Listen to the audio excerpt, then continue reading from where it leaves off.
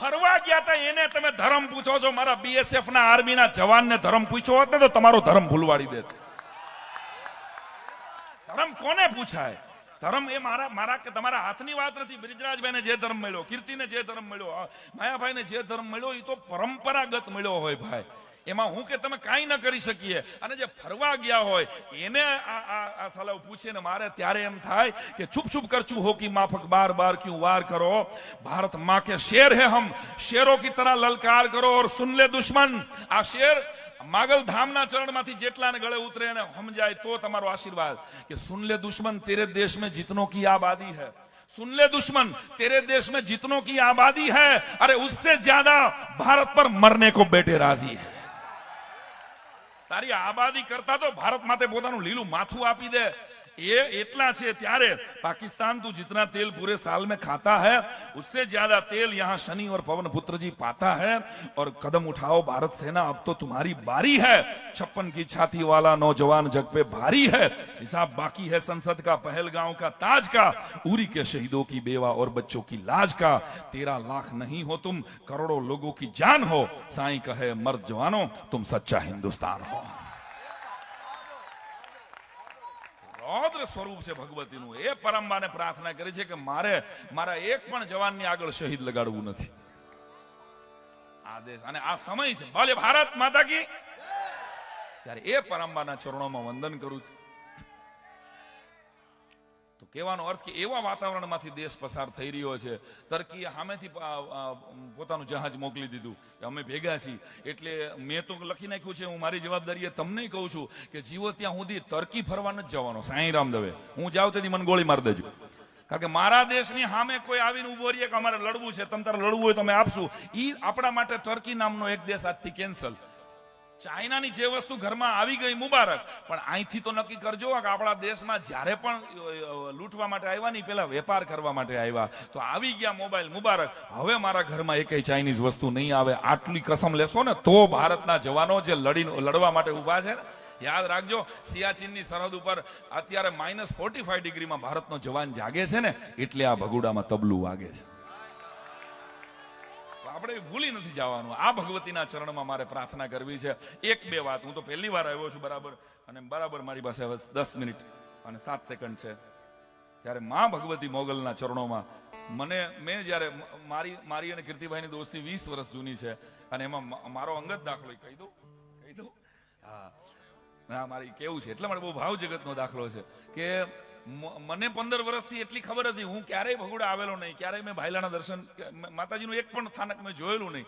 ઓસ્ટ્રેલિયાનો મારા પરિવારનો પ્રવાસ હતો માયાભાઈ, અને હું પરિવાર સાથે જતો હતો. કીર્તિભાઈ ત્યાં પ્રોગ્રામ માટે એક ભાઈબંધને કીધેલું, એટલે 4 પ્રોગ્રામ ત્યાં ગોઠવાયેલા, અને હું મારા પરિવાર સાથે જતો હતો. મારા 2 દીકરાની વિઝા આવી ગયા, મારા વિઝા આવી ગયા. ધર્મપત્નીના વિઝા નહોતા આવતા, અને ઈ જ રાતે ટિકિટ હતી. એ જ રાતે અમે ફ્લાય કરવાના હતા, અને છેલ્લે સુધી ન આવ્યા. અને કીર્તિભાઈ જસ્ટ ફોલોઅપ માટે ફોન કર્યો. સવારે લગભગ 10-10:30 થયા છે કે ભાઈ શું થયું, ક્યારે નીકળો? મેં કે ભાઈ આજની જ રાતની ટિકિટ છે અમદાવાદથી, અને હજી મારી વાઈફને નથી આવ્યા વિઝા.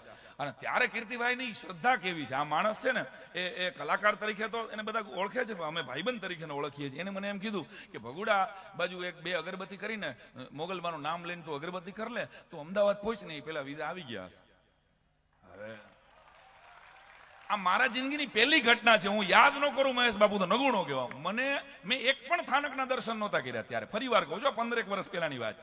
હું એક પણ મોગલમાનો ખરેખર ફળો કેવો હોય એ મેં ત્યાં સુધી નહોતો જોયો.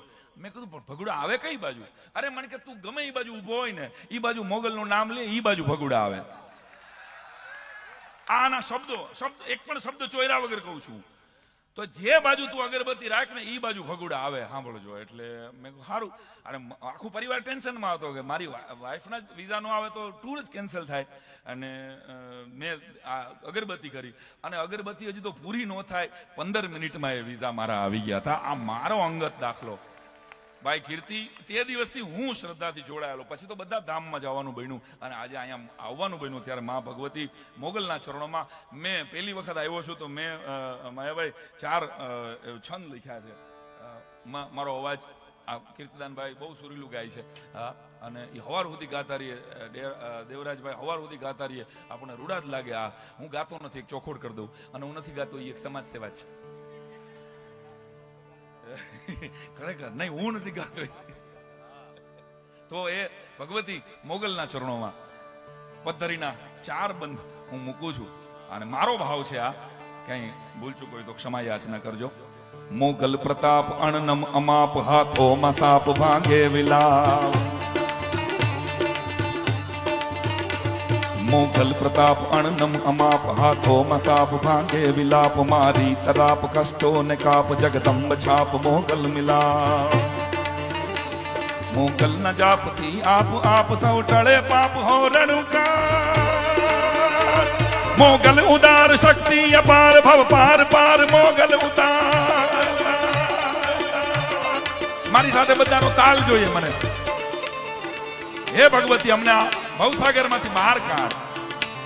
મોગલ ઉદાર શક્તિ અપાર, ભવ પાર પાર મોગલ ઉતાર. મોગલ પ્રતાપ અણનમ અમાપ, હાથો મસાપ ભાંગે વિલાપ. મારે તરાપ કષ્ટો ને કાપ, જગદંબ છાપ મોગલ.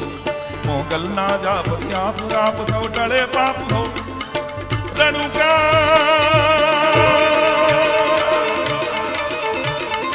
મોગલ ઉદાર શક્તિ અપાર, ભવ પાર પાર મોગલ ઉતાર. જય મોગલ, જય મોગલ, જય મોગલ, જય મોગલ. જય હો.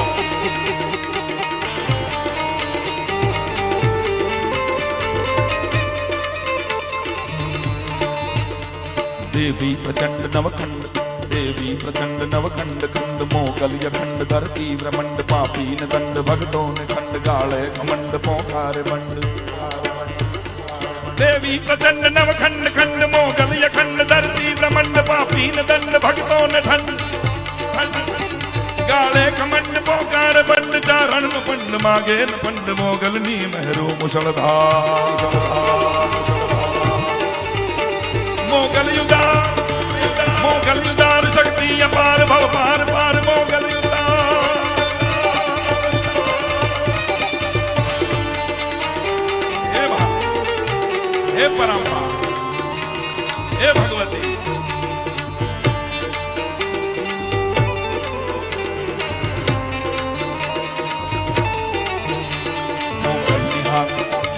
મોગલ ની હાક જીલે ન જાક, નીકળે જો આંખ થઈ જાય ખાં. શક્તિનું એવું રૌદ્ર સ્વરૂપ કે એની નયનની જો મરોડ બદલે તો પૃથ્વીની ભૂગોળ બદલે. આ એવી ભગવતી. એટલે ચારણો એમ કે ગુપ્ત શક્તિ છે ભાઈ. એની પ્રકૃતિની મરોડ બદલે તો ધરતીની ભૂગોળ બદલી જાય. એટલે મોગલ ની હાક જીલે ન જાક, નીકળે જો આંખ થઈ જાય ખાક. ચારણ નું નામ જે કુળે એવી જગદંબાઓ આપી છે, અને સદાય 100-200 વર્ષની કવિતાઓ જીવતી રાખી. મહારાણા પ્રતાપ કે છત્રપતિ શિવાજી, યાદ રાખજો, આ પાઠ્ય પુસ્તકોના લીધે નથી જીવતા.